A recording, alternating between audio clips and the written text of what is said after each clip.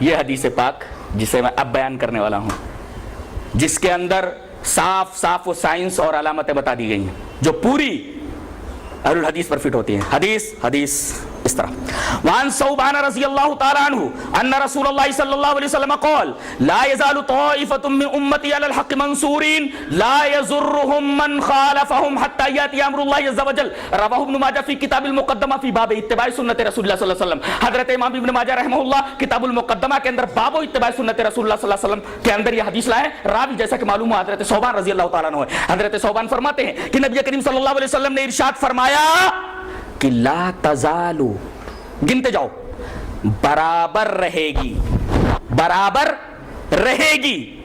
یعنی دنیا کبھی ان سے خالی نہیں ہوگی، جی دنیا ان سے کبھی بھی خالی نہیں ہوگی۔ یہ لا تزالو کا مفاد ہے۔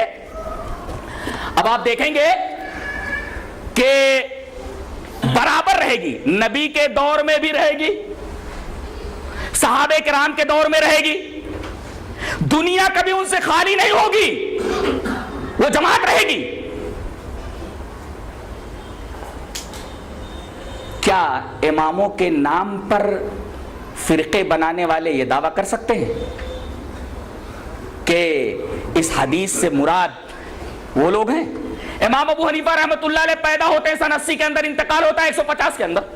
حضرت امام شافعی رحمۃ اللہ علیہ پیدا ہوتے ہیں 150 کے اندر اور انتقال ہوتا ہے 204 کے اندر۔ حضرت امام مالک پیدا ہوتے ہیں سن 90 کے اندر، انتقال ہوتا ہے 189 کے اندر۔ حضرت امام احمد بن حنبل پیدا ہوتے ہیں 164 میں اور انتقال ہوتا ہے 241 کے اندر۔ اب بتائیے 80 سے پہلے کوئی امام ہے ہی نہیں، ان اماموں کے نام پر جو فرقے بنے ہیں، کیا یہ فرقے دعویٰ کر سکتے ہیں کہ لا تزالو کے اندر داخل ہیں؟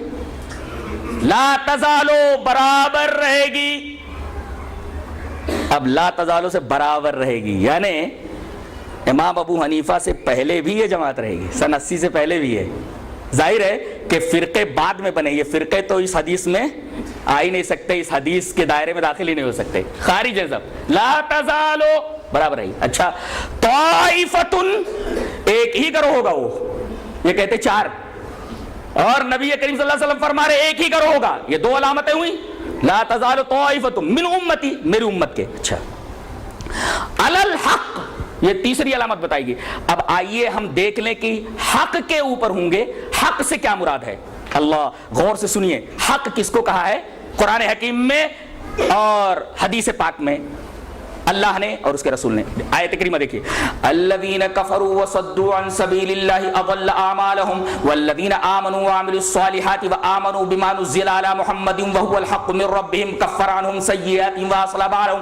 وہ لوگ جو ایمان لائے اور نیک عمل کیا اور ایمان لائے اس چیز پر جو نازل ہوئی جناب محمد رسول اللہ صلی اللہ علیہ وسلم پر، بما نزل علی محمد وهو الحق من ربهم۔ قرآن حکیم یہ لوگوں کے رب کی طرف سے حق ہے۔ اس آیت کریمہ سے صاف معلوم ہوا کہ یہاں حق سے مراد قرآن حکیم ہے۔ آ گیا قرآن، اب حدیث کیا ہے؟ وہ بھی حق ہے کہ نہیں؟ حق ہے۔ دلیل یہ حدیث پاک۔ وعن عبداللہ بن عمرو رضی اللہ تعالیٰ عنہ قال كنت اكتب كل شيء اسمعه من رسول الله صلی اللہ علیہ وسلم اريد حفظه فنهتني قریش وقالوا اتكتب كل شيء تسمعه ورسول الله صلی اللہ علیہ وسلم بشر يتكلم في الغضب والرضا فامسكت عن الكتاب فذكرت ذلك لرسول الله صلى الله عليه وسلم فأومى بإصبعه إلى فيه فقال اكتب والذي نفسي بيده ما يخرج منه إلا حق، رواه ابو داؤد في کتاب العلم۔ حضرت امام ابی داؤد اس حدیث پاک کو ایسے کتاب العلم کے اندر لائے۔ راوی جیسا کہ معلوم ہے حضرت عبداللہ ابن عمر بن عاص ہیں۔ حضرت عبداللہ ابن عمر بن عاص فرماتے ہیں کہ میں جناب محمد رسول اللہ صلی اللہ علیہ وسلم کے ہر ادا کو لکھ لیتا تھا۔ كنت اكتب كل شيء اسمعه، جو نبی سے سنتا تھا میں لکھ لیتا تھا۔ کیوں؟ کتابت ثابت ہوئی، جس طرح قرآن لکھا جاتا تھا حدیث بھی لکھی جاتی تھی، اور ارید حفظ تاکہ لکھ کر کے میں یاد کروں، جیسے قرآن یاد کیا جاتا تھا تو حدیث بھی لکھ کر کے صحابہ یاد کرتے تھے، ارید حفظ میں اس کو بائی ہارٹ کرنے کے لیے لکھ لیا کرتا تھا۔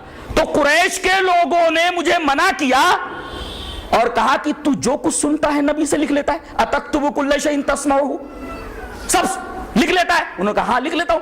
کہا کہ وہ رسول اللہ صلی اللہ علیہ وسلم بشر، رسول اللہ صلی اللہ علیہ وسلم بشر ہیں۔ یہ تمام صحابہ کرام کا عقیدہ بیان کیا جا رہا ہے کہ رسول اللہ صلی اللہ علیہ وسلم بشر ہیں۔ جی وہ رسول اللہ صلی اللہ علیہ وسلم بشر، رسول اللہ صلی اللہ علیہ وسلم بشر ہیں، یتکلم فی الغضب والرضا، کبھی غصے میں بولتے ہیں کبھی خوشی میں بولتے ہیں، تو غصے میں بولتے ہیں تب بھی لکھ لیتا ہے، वो गलत हो सकता है, गुस्से में आप बोले तो गुस्से की हालत में भी जो आप बोले उसे भी लिख लेता है, खुशी की हालत में बोले तब भी लिख लेता है, क्यों ऐसा करता है? फाम सकतो अनिल किताब कहते हैं कि मैं किताबत से रुक गया, हदीस लिखना बंद कर दिया, लेकिन मेरे दिल में ये बात खटक रही थी। मैं नबी करीम सल्लल्लाहु अलैहि वसल्लम के पास आया, फज़करतु ज़ालिका लिरसूलिल्लाह सल्लल्लाहु अलैहि वसल्लम, मैंने जनाब मोहम्मद रसूलुल्लाह सल्लल्लाहु अलैहि वसल्लम से इस बात का जिक्र किया कि अल्लाह के रसूल, आपसे जो कुछ मैं सुनता था उसको लिख लिया करता था, लेकिन कुरैश के लोगों ने मुझे मना किया कि आप बशर हैं, आप कभी गुस्से में बात करते हैं और कभी खुशी में बात करते हैं, तो हो सकता है कि गुस्से की हालत में आप कुछ गलत बोल जाएं। नबी करीम सल्लल्लाहु अलैहि वसल्लम ने अपनी उंगली से, अपनी अंगुष्ठ मुबारक से अपने होठों की तरफ इशारा फरमाया, फ़अौमा बिस्बिही इला फीहे, आप सल्लल्लाहु अलैहि वसल्लम ने अपनी अंगुष्ठ मुबारक से, अपनी उंगली से अपने मुंह की तरफ इशारा फरमाया, फ़क़ाल उक्तुब, ऐ अब्दुल्लाह इब्न अमर इब्न आस, लिखता जा, वल्लज़ी नफ्सी बियदी, कसम है उस जात की जिसके हाथ में मेरी जान है, मा यख़रुजु मिन्हु इल्ला हक़्क़ुन, इस मुंह से जो कुछ निकलता है सब हक ही निकलता है, चाहे गुस्से में बोलूं चाहे खुशी में बोलूं। गया कि आप खुशी में बोले तब भी हक ही इस जबान से निकलता है, और गुस्से में बोले तब भी हक ही निकलता है। पता ये चला कि ज़बान नबवी से जो चीज निकलती है वो हक, कुरान हकीम से मालूम हुआ कि हक नाम है कुरान का, इस हदीस पाक से मालूम हुआ कि हक नाम है हदीस पाक का, जो जनाब मोहम्मद रसूलुल्लाह सल्लल्लाहु अलैहि वसल्लम की ज़बान से निकले। पता ये चला अलल हक, हक के ऊपर होंगे, यानी कुरान और हदीस, कुरान और हदीस मुराद है, हक से कुरान से साबित हुआ, हदीस से साबित हुआ, और अहले हदीस का यही मनहज है कि कुरान और हदीस ही को फॉलो करो, मजबूती से पकड़ो। तो कितनी अलामतें हुई, गिनो, ला तजालो, बराबर रहेंगे, एक ताइफतुन, एक ही गरोह होगा, और अलल हक, हक के ऊपर होगा, यानी कुरान और हदीस को फॉलो करने वाला होगा, मंसूरीन, मंसूर होगा, मंसूर का मतलब गालिब होगा, गालिब होगा, और गलबा हर तरीके का, खास तौर से दलाइल का गलबा, दलाइल का गलबा, और गलबा इस तरीके से कि मुसलमानों को परेशानी से, तकलीफ से नजात दे देवे। मसलन गौर से सुनिए, एक मसला आया, सऊदी अरब के उलमा के सामने एक मसला दरपेश हुआ कि 25 लाख 30 लाख हाजी हुज्जाज ये हज करने के लिए आते हैं, शैतान को कंकरी मारने के लिए रमिये जमार करते वक्त बहुत तकलीफ होती है, कुछ लोग गिर पड़ते मर जाते हैं, तकलीफ हो जाती है। तो ऐसा किया जाए कि चंद फ्लोर्स बना दिए जाएं, first floor, second floor, third floor, कुछ नीचे से रमिये जमार करें, कुछ फर्स्ट फ्लोर से, कुछ सेकंड फ्लोर से, कुछ थर्ड फ्लोर से, कुछ और फोर्थ फ्लोर वगैरह से।